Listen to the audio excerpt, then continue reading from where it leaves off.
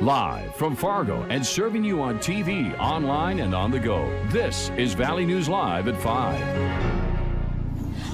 Some new information tonight. 4 out of the 5 people that have been charged in connection to a teen's fatal fall from a Bemidji dorm room in late September made their first court appearance this morning. All 5 have been charged with furnishing alcohol to minors, which police say resulted in 19-year-old Isaac Morris's death.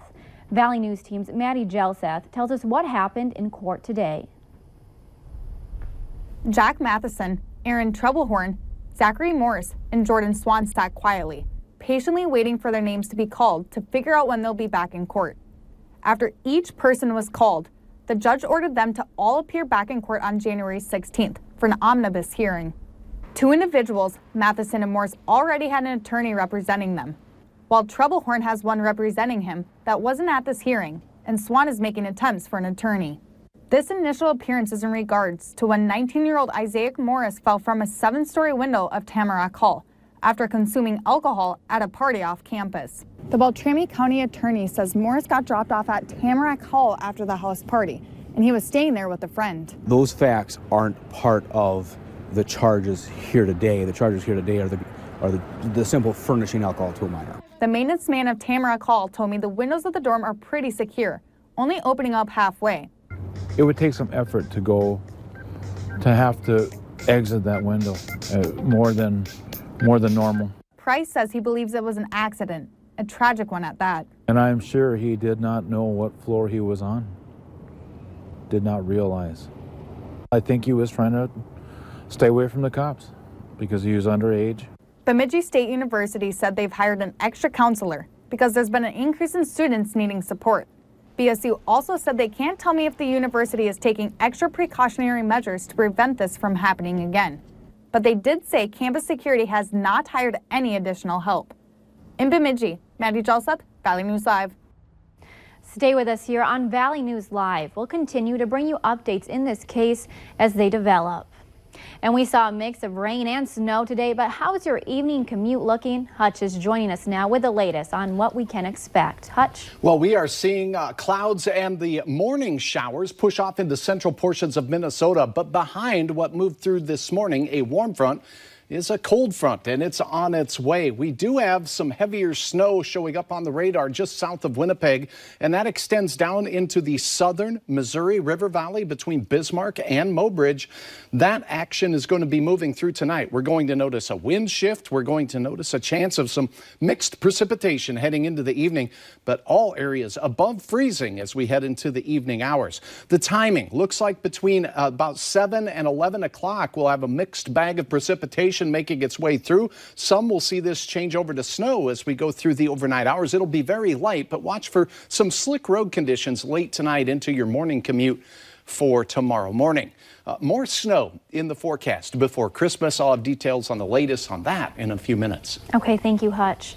A 17-year-old juvenile is now in jail after a shooting last night in Bismarck. Police say it happened at the Holiday Mobile Home Park on South 12th Street just before midnight. That's when an 18-year-old woman was shot. We spoke to a neighbor who says he heard the gunshots. My wife and I were in the bedroom and we heard gunshots. So I came running out and I heard people screaming and I ran over and there was this young lady on the ground shot. So I started putting pressure on her wounds and she stopped breathing.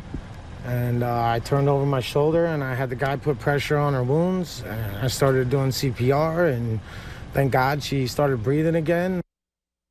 Police say a female was shot inside the Holiday Park. She was sent to the hospital for unknown injuries, but officers say she is in stable condition. And the family of a 17-year-old is lucky to have him home for the holidays following a distracted driving related crash that could have ended up much worse. Take a look at these pictures. Minnesota Highway Patrol says the teen was driving on I-494 just east of Highway 52 in Inver Grove Heights. That's when he slammed his vehicle into the back of a semi. The teen admitted he was looking at directions on his phone when he crashed on December 10th, but remarkably, he survived. Distracted driving is a leading cause of death on Minnesota roads.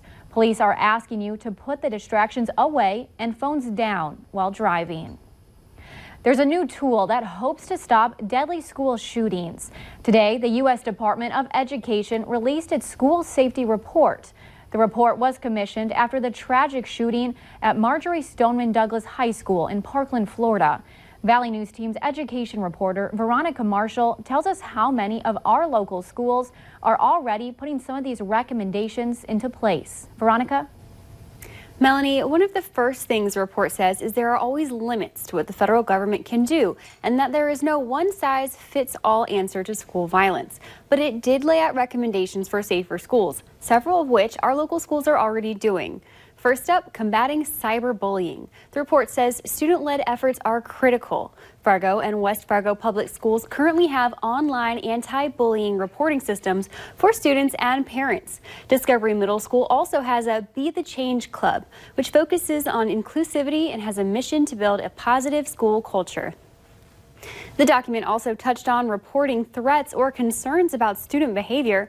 Our local districts have a Text-a-Tip program where the messages go straight to the student resource officers in that building. West Fargo School says its secondary school programs receive 1 to 2 tips a week. Finally, the report also focused on the need for students to have easy access to mental health professionals. Here in Fargo and West Fargo, the school districts employ counselors, school psychologists, social workers, and student wellness facilitators to help students with their mental health needs. More rural areas like Northern Cass are expanding their services by bringing in professionals. Of course, there are recommendations in the report that local schools could look into incorporating. For example, the report says schools should consider bringing in more veterans as teachers because of their leadership skills and experience in high-stress environments. Melanie? Okay, thank you, Veronica. And you can find the full report on our website, valleynewslive.com. The state of North Dakota has lowered the grade of the Barnes County Jail after a December inspection. Officials say the jail was downgraded from a Class 1 to a Class 3 facility after the state found 19 non-compliant violations. The Barnes County Sheriff says he's disappointed, but the process to build a new jail will continue. He says under the new rule, the Barnes County Jail will only be able to keep inmates for up to 4 days.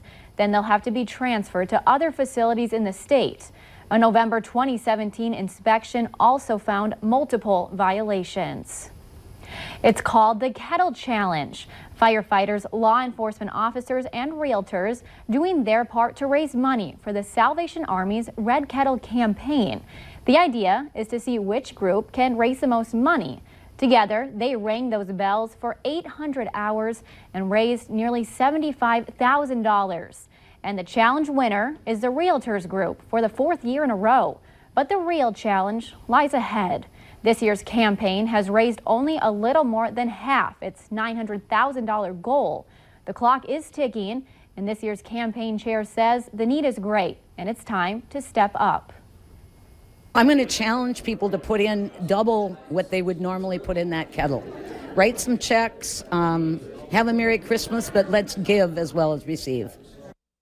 The Salvation Army is looking for more bell ringers to help them get there this year. If you can help, you're asked to call 701-356-2691 to sign up. The campaign wraps up Christmas Eve. Basketball fans and players were treated to more than just a game in Lancaster, Minnesota this week. They also saw inspiring sportsmanship from both teams. With just 40 seconds left on the game clock, Mayport CG subbed in senior Dante Agnes. Agnes, who has Down syndrome, got the ball and attempted a three-pointer, but missed. His teammates kept feeding him the ball, and so did the other team, Kittson County Central. With 10 seconds left on the clock, there was the satisfying swish. KCC's coach Jim Scalise says Agnes drained the three-pointer and the room erupted with cheers. Scalise says not only was it a beautiful shot, but it was also great to see the level of sportsmanship. Band students in Ada are feeling the holiday spirit and not today's chilly temperatures thanks to an anonymous donation. Christmas came a little early for some Ada Borup High School band members. The school's pep band players are sporting new sweatshirts with the school's logo thanks to a generous and anonymous donation. About 100 students received the hooded sweatshirts for free yesterday. Band director Richard Tuttle says credit goes to the anonymous donors and 6th grader Billy Rush. Billy's father says it's a case of the right kid being in the right place at the right time. He says his son met the anonymous family at an event in Detroit Lakes months ago. After hitting it off, the man and his wife decided to pay it forward and send along the sweatshirts to support Billy's band. Billy's dad says this experience of random kindness will benefit Billy throughout his life.